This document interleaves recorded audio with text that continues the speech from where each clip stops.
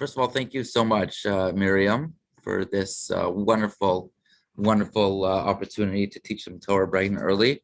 I hope that everyone has a great start to their day. You know, that you woke up feeling rested and the coffee was tasty and that you are feeling good. I'm just seeing a lot of names here that I may have not met yet. So at least I'll do my side of the introduction, and hopefully I'll get a chance to meet each and every one of you on a personal level sooner than later. But my name is Zolly Claman, Rabbi Zolly Claman. I just very recently moved to Montreal. I guess it's about almost 2 months now. Before we were living here, I was living in Edmonton, Alberta, so the west of Canada. But Canada and the upcoming winter is not something that is foreign to me at all. I grew up with it, born and raised in Ottawa, Canada, and then spent many years in Israel before I became the rabbi in Edmonton. And now I'm back at the winter action this year. So I've got my winter coat ready, so no one has to feel that they have to call me and apologize. Rabbi, it's not like this every year. I know it's like this every year, and I'm ready for it. So that's totally okay. Perfect. Okay. So with that said, this is this week's Parashat Lech, which is what I want to focus on.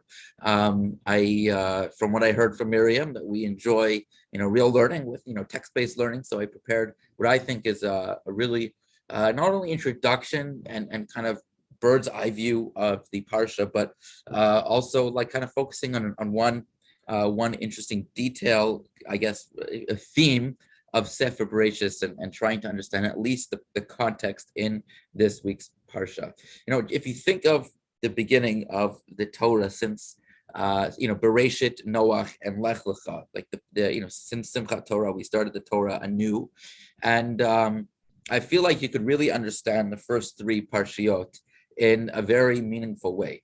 Bereshit obviously is the start of man, right? Bereshit bara Elokim, God created the world, and on the sixth day of creation, He created mankind, life, right?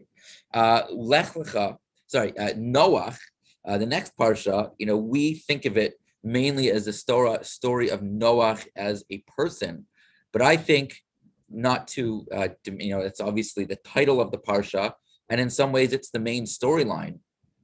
But in other ways, it's a little bit of a red herring when you think of the big picture of what Noach is really about. Noach, last week's parsha, to me, is more, about if Bereshit started humanity, Noach starts civilization. And we learn in Parashat Noach about two different generations or civilizations that each failed miserably about starting a successful civilization. The first one, the Dor HaMabul, the generation of the flood, failed so badly relative to how God wanted civilization and humanity to actually be, that He brought the flood in order to restart the whole civilization, the whole plan. And sorry, everyone could hear okay? Everyone is hearing okay? Thumbs up. Mortimer, thumbs up. You hear? Good, awesome, okay. And then we learn about another civilization after the flood, the Dor HaFlaga, the generation that built the Tower of Babel, and they also failed, and they were also punished and dispersed.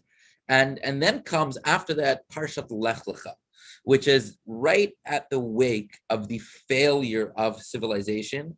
We learn about the start of a successful civilization at the helm of this new civilization, the helm of what would later be called Yahadut, formalized when the Jewish people left Mitzrayim, Egypt, and accepted the Torah from Hashem, Judaism.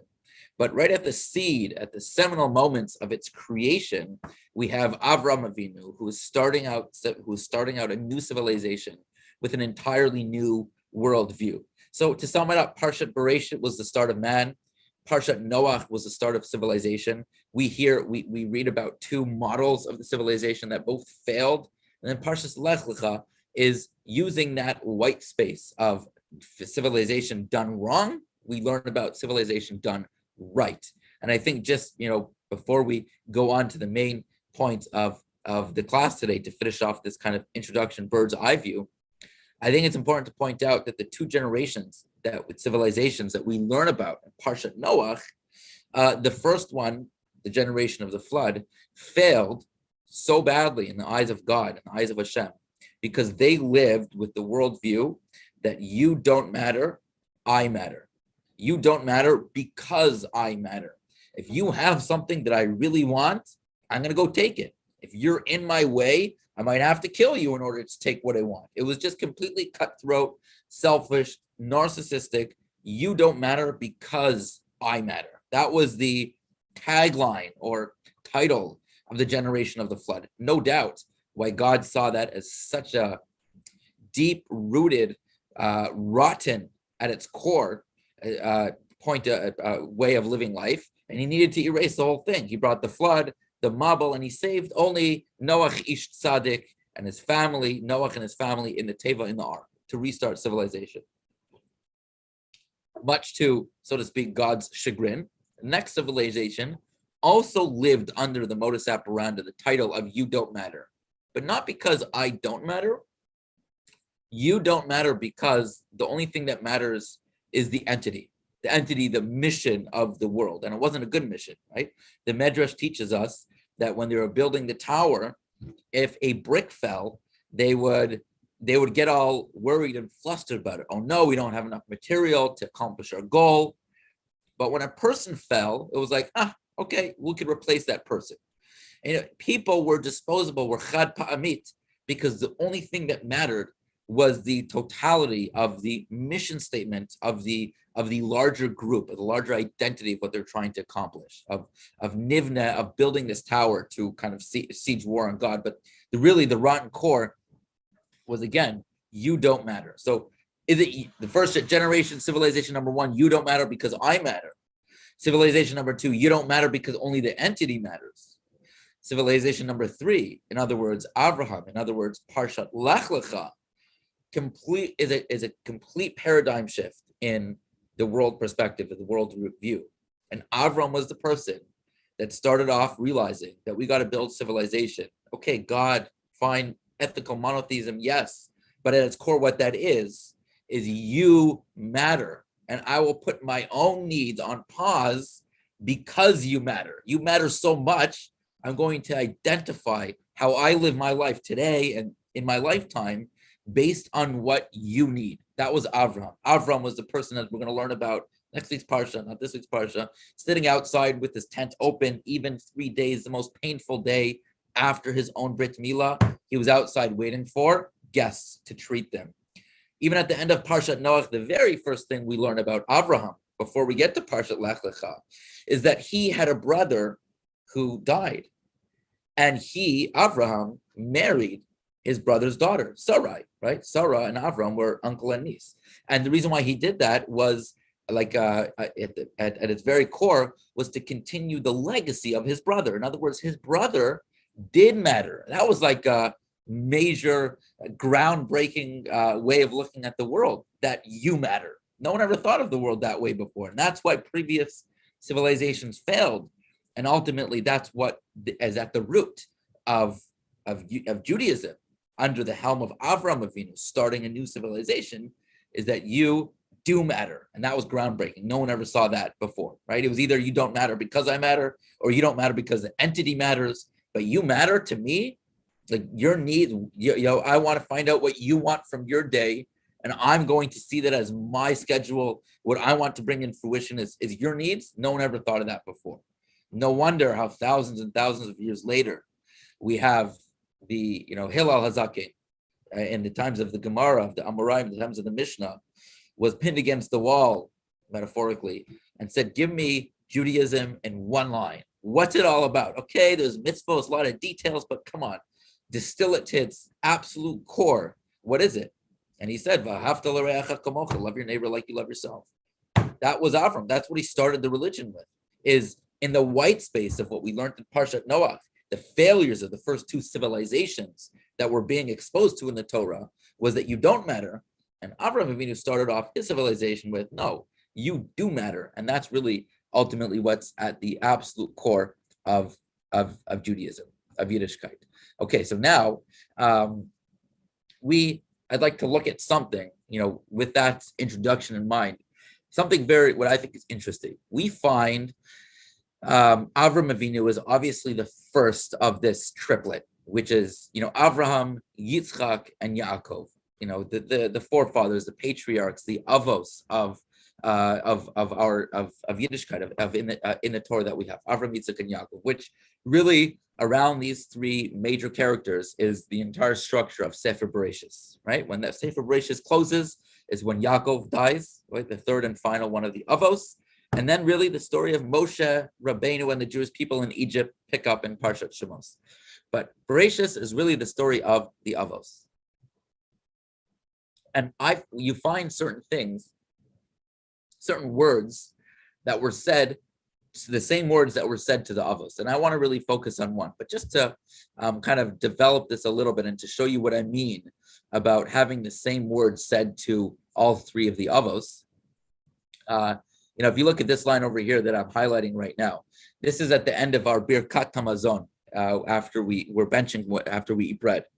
It says that we're asking Hashem to bless us and all our household and our children, just like our forefathers were blessed, Abraham, Yitzchak, Yaakov, and then we say these words, which are always confusing, Bakol Mikol Kol, right? They were blessed with Bakol Mikol Kol, and we say, Kain Yavarech Kulanu Yachad Bebracha Shalema. We should all be blessed with that very same blessing of Bakol Mikol Kol. V'nomar Amen, and everyone says Amen, right? This is towards the end of benching, of Birkat Hamazon. What do these words mean? Bakol Mikol Kol. So you may know this, but it's basically Hashem, God blessed Avram with the word Bakol. He blessed Yitzchak with the word Mikol, and he blessed Yaakov with the word Kol. Now, they're all in completely different contexts. With Avraham, it was V'Hashem Beirachet Avraham Bakol. This is the end of Avraham's life. At the end of it, right before he passed away. In fact, the first part of the pasuk is he's Zakein Babi Yamim. He's old and his days are coming. It's his time to pass. And Hashem blessed him with everything. So this is at the end of his life, reflecting that he really had the life, he had it all. He had nachas, he had wealth, he had success. In other words, the blessings that were given to him in the very first pasuk of this week's parsha, Lecha, were fulfilled, and he really lived a magnificent life, not without struggles. He went the vast majority of his life thinking that he would never have children, but all is good that ends well, all is well that ends well, and his life really had a picturesque closing to it. God blessed him with everything. With Yitzchak, so this is Yitzchak, who wasn't really blessed with Mikol, but he said the words Mikol, referring to this amazing spread that was given to him. He thought it was from Esau, but ended up really being from Yaakov when they're both after his blessings, but not really our topic. So just want to point out that those words were said with regard to Yitzchak. And Yaakov as well. He was telling his brother Esau as they met that God was very good to him because God gave him everything. So you see, each of the avos, the forefathers, said one of these things, extremely different contexts, and really they don't have what to do with one another, but yet we compile them, and there seems to be a value of compiling similar things that were said to the three avos. Okay, very interesting. Taking that, I think that there's a very intriguing two words. So if this was the one word call that was said to all three avos, I think there's also two words that were said to all of the three avot. And the two words are fear not. Fear not were said to all three avos. Now, since we're going to focus on the one that was said to Avram, let's work backwards.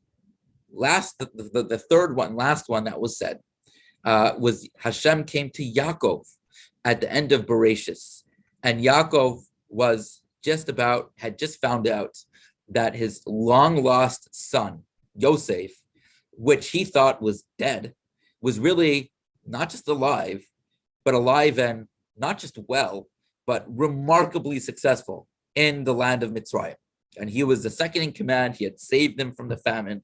And after the whole drama came to a close, and Yosef revealed his identity to his brothers, So Yosef recommended the brothers, why don't you go back to Mitzrayim, back up to Israel, Eretz Canaan, and bring daddy back here. Bring Yaakov. I'll take care of you. I'm in charge. There's a horrible famine going on. I could provide for you guys while you're here in my backyard. And he ended up listening to Yosef's advice. And Yosef organized one of a beautiful area in Egypt and Mitzrayim called Goshen would be set aside for Yaakov and his family. But obviously, it was emotionally a very difficult thing for Yaakov to leave the land which he knew was promised to his grandfather, Avraham, his father, Yitzchak, and to him, to go down to Mitzrayim. Who knows how long he would be there once he went there.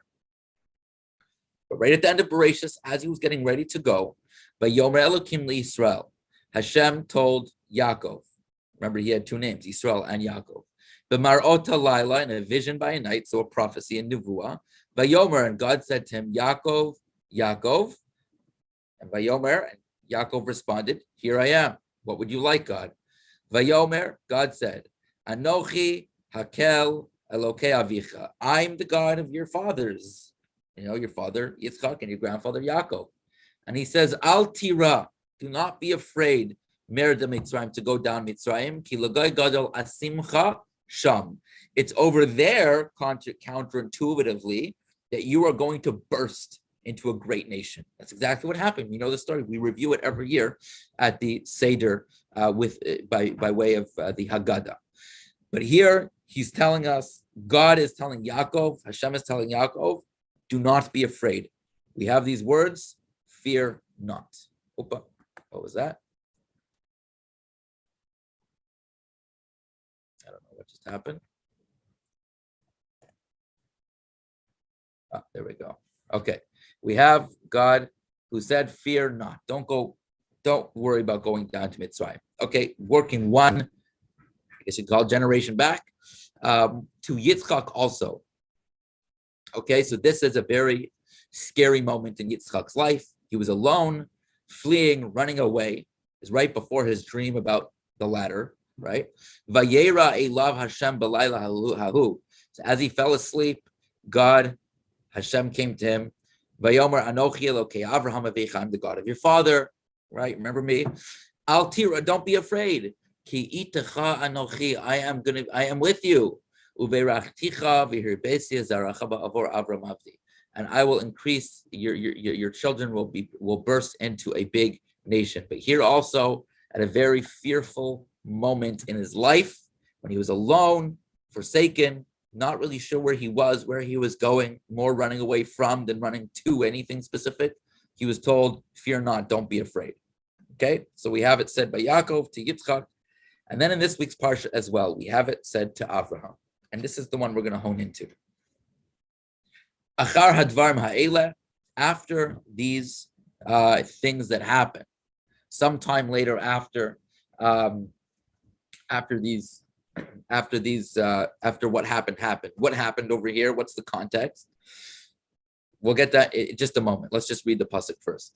Hayidvar Hashem al Avram. This is before his name was changed to Avraham. God came to Avram b'machzeh lemor, in a vision, in a nuvu, in a prophecy. And he's told al tira, the same exact two words that were said. We just saw were going to be said to his son and his grandson. Don't be afraid, Avraham. Anochi magen lach and scharcha harbe ma'od. So he says, first of all, don't worry, Avraham. Anochi magen lach. I am a shield to you. I will protect you. And then he says, scharcha harbe ma'od. Your reward shall be very great. And I guess to pose that as a question, if you look at the context of where this was said, Avraham was at the top of the world. He had just won a war where he was the underdogs. Right? He was representing the weaker side of the army, the 5 kings against the 4 kings. And in a miraculous way, he just won and saved his nephew Lot, who was captured in the army. That was really what got Avraham in the game. And he was just offered tons of wealth by the king, Melech Stom, who saved him, and who Avraham saved the whole city of Stom. And he left with a rechush gadol, a tremendous amount of wealth, and he was the wealthiest person known to man at the time. And when he was offered the great wealth from the king, he said, no, you know what? I don't need your wealth. I don't need money. I want people to know that I'm being treated so greatly, directly from Hashem, directly from God. And he denied the gift from the king of stone. So you have to be in a really good place to turn down that gift. He was feeling confident in where his career, so to speak, was taking him. Everything was going so well for Abraham. And yet we find Abraham never said that he was afraid.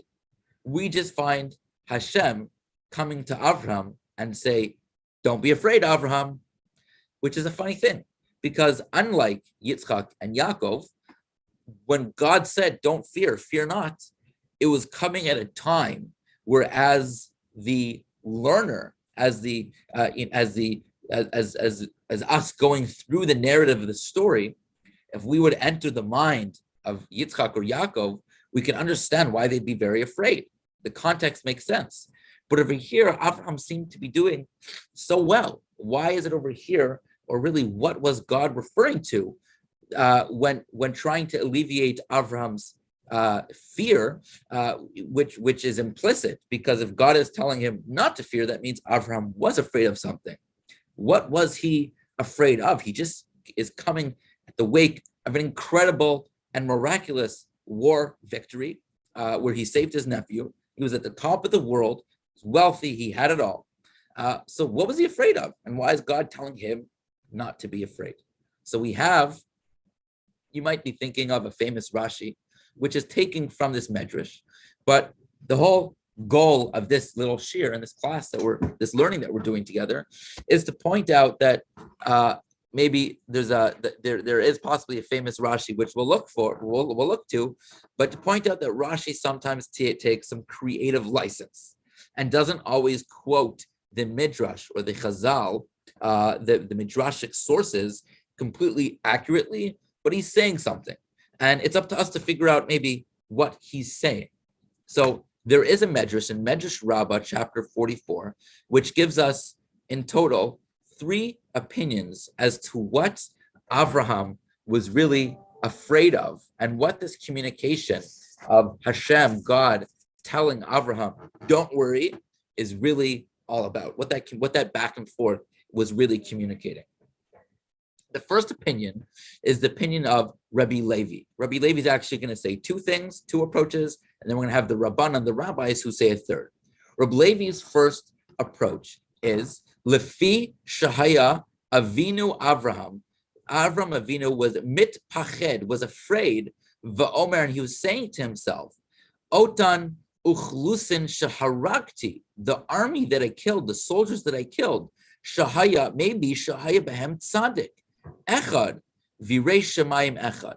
Maybe one of those people that I killed, one of the victims of war, was a righteous person. And they were just at the wrong place at the wrong time, being told by their king, get to the war front and fight for me, right? You think of, when I see this, I think of, of our brothers and sisters in Israel. Anytime we see, God forbid, chas v'shalom, a casualty from the IDF, these kids are kids. They're fighting our wars for us, and they're righteous people that died, that were, so to speak, at the wrong time, wrong place at the wrong time of history. It's not going to be so much longer of our history that we'll need to have a defense forces, right? We'll see a time that that will take swords, iron domes, and M16s, and all this the Uzi guns, and we'll be able to melt them down and not need ammo anymore. And we could use them for pruning forts, right? Charvotam le'itim and mazmeirot in our fields, like the prophet Yeshaya tells us, Navi Yeshaya tells us, there'll come a time, and it's going to be the vast majority of history, once we experience it, once it starts, that we won't need this stuff. And these teenagers, these young, in their young 20s, are victims of war. And even if you look at other countries, it's obviously much more emotional and hits home when you think of our own brothers and sisters. But you see in Ukraine what's going on. People need to be drafted, or even on the Russian side of things, you have people who disagree with what's going on, and they're getting notices in their mail delivered to them at work that you have to come for gun training and join the war. And if they don't, their livelihood is taken from them. Their banks are frozen, and they're being forced to fight a fight that they don't agree with, right? At least, not to belittle the casualties, but at least the brothers and sisters in Israel are dying for a cause that they believe in. But sometimes in more corrupt countries, they're forcing the war responsibilities upon the civilians that all they want to do is live a good life and run their grocery store, and they're not able to. They have to go to war, and sometimes they're the casualties. So Avram was afraid. His conscience was fearing him, was causing him to lose sleep at night, and telling him, maybe one of those hundreds of people that I killed, part of the four war armies, I needed to do it to save my nephew. And there was miracles, so obviously God agreed with it. But maybe there was one person that I killed that was simply at the wrong place at the wrong time, and they didn't deserve it. What a heart that Avram had, that this is what was keeping him up at night. And according to Rabbi Levi's first approach, right over here, Avraham is told by God, Al Tira, don't be afraid. Sorry, that's the wrong one. Al Tira, fear not, Avraham. Anochi magen lach, scharcha harbe mod. I'm going to protect you. I'm shielding you. Your reward is great.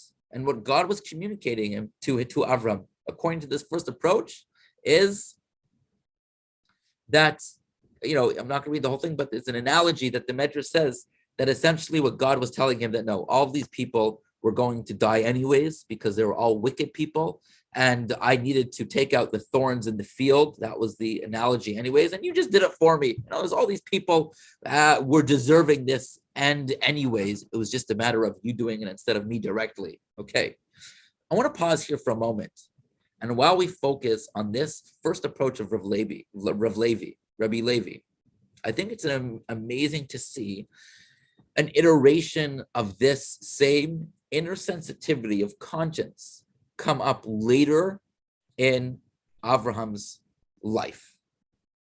In Avraham's life, we have in the 18th parak of Sefer Bereshit, we have Avraham pleading to God to save the city of Sodom. Sodom was a wicked city that God had decided needed to be destroyed. And Avraham pleaded to Hashem and said, Hashem, please save the city of Sodom. But what was his negotiation tactic to God, to Hashem? So it says, Vayigash Avraham vayomar. Avraham approached God and said, Ha'af tispet tzaddik im rasha. Will you really sweep away the innocent righteous along the guilty? Ula yesh chamishim tzaddikim b'toch ha'ir. Maybe there's 50 people in the city of the hundreds or the thousands of people in the city that are righteous, and you're going to destroy the whole city? There's going to be innocent lives taken. And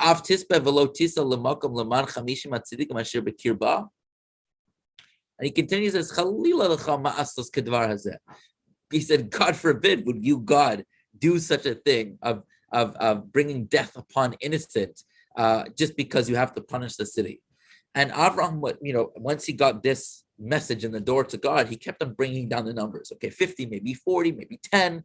And he was basically negotiating that God, don't take the innocent lives just because you have to sweep the city. So it's an amazing thing. Sometimes we as people, I think, expect more of other people than we do of ourselves. I see this a lot in parenting, where sometimes parents expect more from their children than they do themselves. We don't want, I struggle with this myself, and I see a lot of people struggling with it. We all struggle with the addictive nature of technology. We want our kids, to watch less screen time, and how well are we doing? Are we kind of connected to our technology maybe a little too intimately? Or we want our kids, tell our kids, you have to eat a healthy breakfast. Don't take a Danish, take a banana and a piece of toast and an egg, eat a healthy breakfast. And then on a vast majority of days, busy people on their way to work, they pick up a Danish and a coffee, and you call that breakfast. And sometimes we have expectations of other people, friends, colleagues, even higher than we're actually leaving ourselves. And sometimes I think it's a deep and meaningful thing to realize that Avraham, when he's not expecting anything from God that he himself isn't living himself. Usually we think of it the other way. God expects things from us, to listen to him. But keep in mind that Abraham is literally discovering God as we're reading.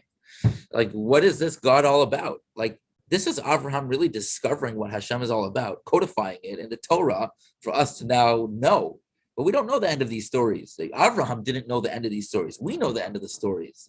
So he's discovering God, and it's just an amazing thing to realize, perhaps, that Abraham was living already this message that he was giving God when he was asking for the city of Sodom to be saved. Maybe there's going to be righteous people that are killed, innocent people, lives taken, that were just at the wrong place at the wrong time. They happened to find low real estate in Sodom, so they lived there. You're going to destroy their life also? And way before this, in the war that Abraham won, right after, God tells him, don't be afraid, don't worry. What was keeping Abraham up at night?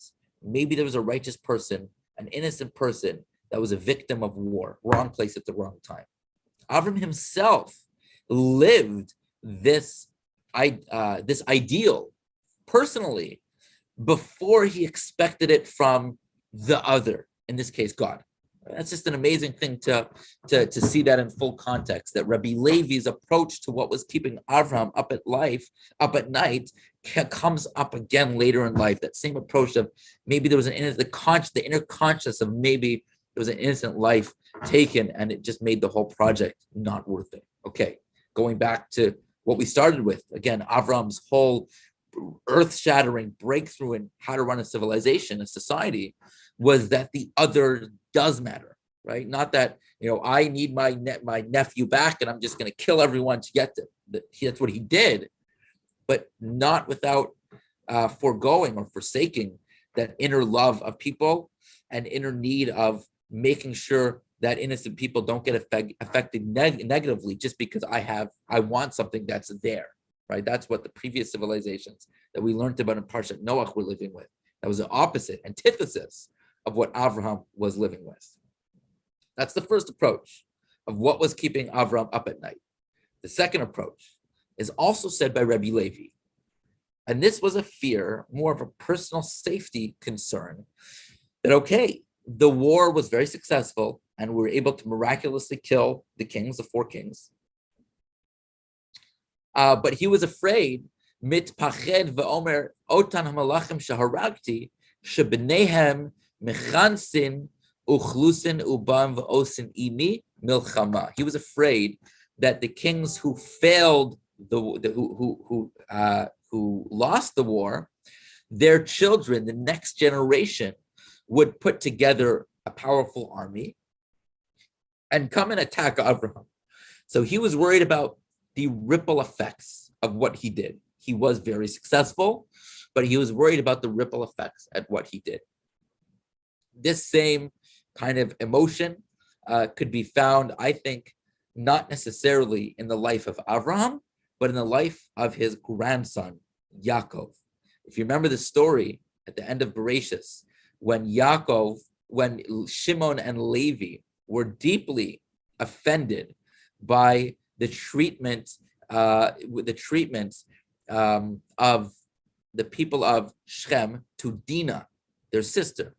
So they went and ransacked the city of Shechem and completely just created chaos and killed a lot of people for the way that Dinah was treated. Okay, so Yaakov was not happy that Shimon and Levi, the two brothers, acted so quickly and perhaps acted out of their emotions without considering the matter a little bit more closely. And Yaakov tells them, Achartem oti, you have brought trouble upon me. Lahav isheni, making me vulnerable and embarrassed. B'yoshev haaretz, with the inhabitants of the land. B'knani u'b'prizi. Va'ani misei mispar. I'm a few in people. Look who's in our family. We're not a lot of people here. Ve'nesfu alai. If the Yoshvei haaretz, if the Knani and the Prizi, if they collect them, if they unite, make a coalition and unite against me, vihikuni, and attack me and attack us, vinishmadati ani ubesi, we'll lose our entire legacy of what we're trying to build here.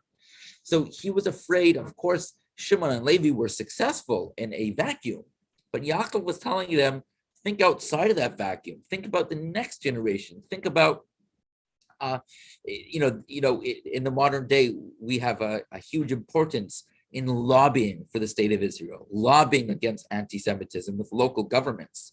We don't see the success in the moment, but we have this understanding that if we continue lobbying, vocalizing, voicing ourselves, that we can slowly but surely move the needle. And in some ways, we've been extremely successful at that. We can't call it a success yet. It's a constant battle. But that mode of work is appreciating that it's more about the ripple effects, more about what's going to happen in 10 years from now that maybe we could avoid if we lobby now, right? And Yaakov was telling his sons, Shimon and Levi, you were successful in a vacuum, but think about the ripple effects, which could be negative. So that is the second opinion of Rabbi Levi, what Avram was afraid of, that inner emotion of, okay, I was successful in war. I'm at the top of my life right now, top of my game. Everything is going so well.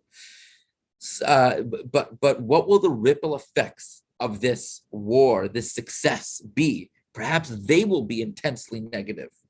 And this is a deep thing as well, that sometimes we're so successful and we come back from a meeting or a day or a communication with a friend, and we felt like we got what we wanted out of that communication, out of that meeting, out of that day, out of that weekend. But maybe there'll be a ripple effects that we have to consider, which perhaps could be negative. And according to Rabbi Levi's second approach, Avraham is being told by Hashem, Al tira Avraham, Anochi magen lach, I'm going to physically protect you if another nation, the next generation of the children of the kings that lost the world will gather against you and siege war, I'll still be here for you. I'm not going to let go of your hand now. You did such a great thing by saving Lot. I'm going to be here for you no matter what. Don't worry. Fear not. That's the second approach of Levi. So the first approach so far was there is an inner conscience. Perhaps he killed an innocent life, a righteous person who was at the wrong place at the wrong time. Second approach was more of a practical, personal concern of maybe the ripple effects of his success, of his will be negative. Okay. The last one, this is the one, most of the commentaries, the Rishonim, Rashi, the Ramban, this is what they put front and center. The Rabbanan Amri, the rabbis give a third, this is all part of the same Midrashic teaching, by the way, in Medrash Rabbah chapter 44. The third approach to what was bothering Avraham was Lefi Shahaya Avraham mitpached ve'omer. Avraham was afraid, and he was telling himself, he was up at night thinking about this. Yeradati lekifshan ha'esh, I had to step in fire. V'nitzalti, and God saved me. It was a miracle. Yeradati lemelchemes hamalachim, I went to this war that all the news media outlets were saying was a no-brainer. I was going to lose, and I was going to fail. B'nitzalti, and I was saved. I was successful. It was a miracle. In other words, Avram was afraid that his life was too good to be true. My late grandfather, Zatzal, he was a beautiful man, really a remarkable person.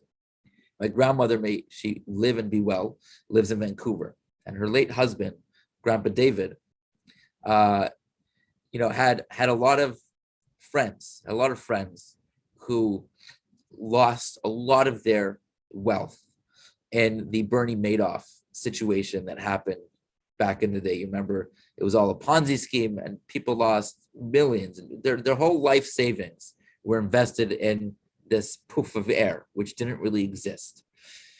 And he had close friends who were affected very negatively by this. And I once asked him, I said, Grandpa, were you, the returns were amazing. Were you ever tempted at putting some money into his fund, into his investment fund? And he said, no. And I'll tell you why. He said, because my father taught me, this is my grandfather talking, that anything that's too good to be true probably is, right? Everyone else is promising, 8, 9% returns. On the same year as Bernie Madoff is guaranteeing 19% returns.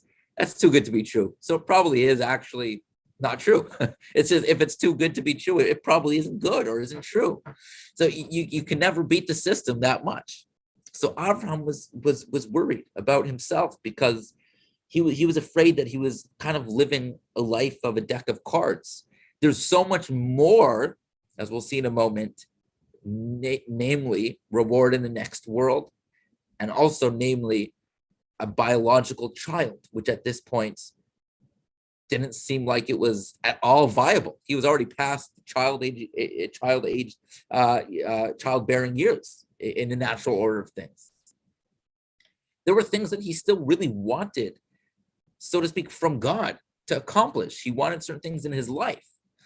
And he was afraid that his life has been too good up until now, which is an unbelievable thing, because we live the life of Abraham, and it was we look at the life of Abraham, and it was very nomadic and lots of challenges and trials and tribulations on a personal level.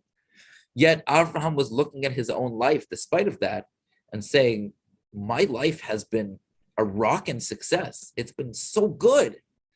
But that gets me afraid, because maybe I've used up all the gas in the tank, but there's still places I want to get to. There's still things I want for myself. There's still the retirement plan of reward in the next world, in the spiritual world. There's still my own children that I'm hoping for, that I'm still dreaming for. And maybe there's no more miracles left for me. Maybe I've squeezed all the juice out of the orange already, and there's nothing left for me in my future. But there's so much that I do want in my future. So that cognitive dissonance between knowing or believing that he's used up all the juice in the orange, but also really wanting things in his future to still squeeze out of the orange of his life and his relationship with God, right? Something that he wanted for himself. He thought maybe he used it all up already. Tomar Shani Kabalti Schari Bolam Hazet, maybe I got everything out already. Ve'enli klum la'atid lavo, and I don't have anything for what I really want, the next world. Amar HaKadosh Baruch Hashem says, no. Al tira anochi magin. Don't worry, God, Avram, you're just scraping the barrel of what's cooking for you. You got way more coming your way. Don't worry. Everything I've done for you, your good life in this world, chinam asisi imach. It was on the credit card, and your credit has been forgiven. Student loans wiped out. That was all free. That wasn't getting into the credit thing that we've got going on. You've got a great in place reward coming to you in the next world. And then God goes on as well and says, you're going to have marav tufchash. Okay, and the Medrash continues saying that that's referring to a biological child, which he was hinted to but not told to just yet. So in his last approach, Abraham was afraid of perhaps all his reward was used up, and Hashem was telling him, no, you still have a lot coming your way. So altogether, we have, again, 3 approaches. The first one, that Abraham was afraid, an inner conscience was bugging him, that maybe he killed people, victims of his war, of his spears, so to speak, were victims of, they were innocent, they were righteous, and they were a victim of the war, and he felt bad for taking an innocent life. And then Hashem was really reassuring him, Al tira, don't fear not, don't worry. They were all not innocent lives. They were wicked and all deserving of this end anyways. So you just did my work for me. Don't worry. The second one was a personal safety issue. He was worried that his success in war would have negative ripple effects in the next generation, which God told them, don't worry, Al tira, I will protect you. Don't worry, I'm not letting go of your hand now. Just like I was with you today, if need be in the future, I'll be with you again. And lastly, the third approach by the rabbis, Rabbanan, so they say that what was bothering Abraham was perhaps he was afraid that he used up all his merits, but there were still things he wanted in his lifetime. And God told him, no, everything up until now was chinam, that was free. I haven't even touched the gas tank, and I've got so much coming to you in the future. And it's so beautiful because we see so much more coming after this moment to Abraham in the birth of Yitzchak, and the children and grandchildren, this great nation which we are a part of today, is all part of this, great merit that Hashem is promising to Abraham. Now, I'll just end off with one point. I'm not going to answer this. I'm not going to I'm not going to answer this, but just to point this out. On Shabbat, if you're in Shul or if you're reading a Chumash over Shabbos, you could look at the Rashi on the pasuk that we're reading, where God is telling Avraham, Al Tira, don't be afraid. Avraham is just told by Hashem, don't be afraid, just like he's going to tell you Yitzchak and Yaakov and fearful moments in their life. Don't be afraid. So in this fearful moment, God is telling to Avraham, don't be afraid. Okay? And what is Rashi needs to explain, because it's not clear in the psukim, right? With Yitzchak and Yaakov, it's clear in the context of what they're afraid about. It's a fearful moment of their life. But here it's not clear at all in the psukim. It seems like a high moment in Avram's life, hence the three opinions in the Midrash of what he was afraid about. And so here Rashi has some work to do. He's got to explain to us what Avram was afraid about, because again, it's not clear in the psukim at all. Okay, so what was he afraid about? So Acher Shana Solones, that he killed, he was successful in the war. Shahara gets Hamalachim, he killed all the kings on all the nations. Doeg Va'omer, Avraham was worried, and he was saying to himself, Shema kibalti schar al kol tzidkotai. Maybe I accepted my reward already for all the righteousness that I've exemplified in this world. And to that Hashem says, no, Al Tira Avraham Anochi Magen Lach. I am going to protect you. Don't worry. And so he's essentially expressing the opinion of the rabbis, right? The third opinion. But if you look at the Ramban, Nachmanides, he's also printed in many Chumashim. He says, Al Tira Avram, don't worry, Avram. Haya misyari mishnei dvarim. So the Ramban takes a little license over here and says that there were two things that Avraham was afraid of. Min hamalachim pen yirbu tziv'otam alav. Maybe there'll be a negative ripple effect from his wartime success, that the children of the kings will make this coalition against him. Around two.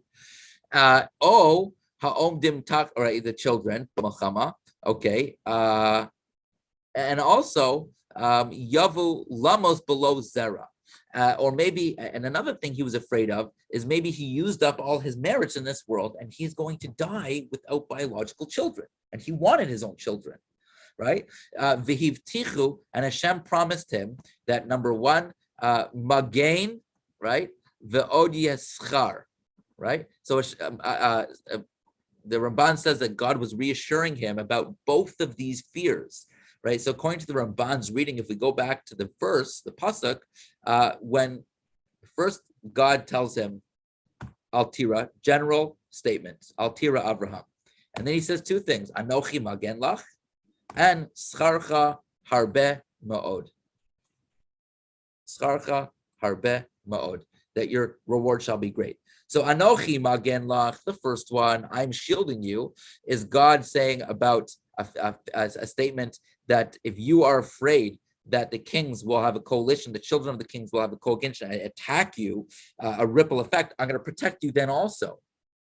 And about your fear that you've used up all your merits and you'll die without children and you have nothing left for the next world, don't worry. Scharcha harbe ma'od. Your reward shall be very great. So it's just very interesting to see this in the commentaries sometimes, that we have like one medrash. This is definitely the medrash that they're quoting. There's no another alternative medrash. This is the one they're working with. Rashi chose to focus on only the third one, and the Ramban, Nachmanides, made somewhat of a blend between the second approach, even though it was a different person. Rabbi Levi said number two, and the rabbis, Rabbanan, said number three. But the Ramban, the Nachmanides, made a blend, and in his commentary, in his Pirush on the Chumash, he combined both and found, so to speak, a parking spot for both those ideas, which is just an interesting thing. Sometimes we take for granted the commentaries are just quoting sources, but sometimes they're actually taking the sources and coming up with their own ideas based on the sources. In this case, you have Rashi merely choosing one of the three opinions in the Midrash, which is in and of itself interesting, that Rashi is deciding to quote one of the three approaches that we saw. And even more interesting, you have the Ramban, the Nachmanides, who's taking two of their approaches and combining them into one. So I think today we definitely covered a lot of beautiful things.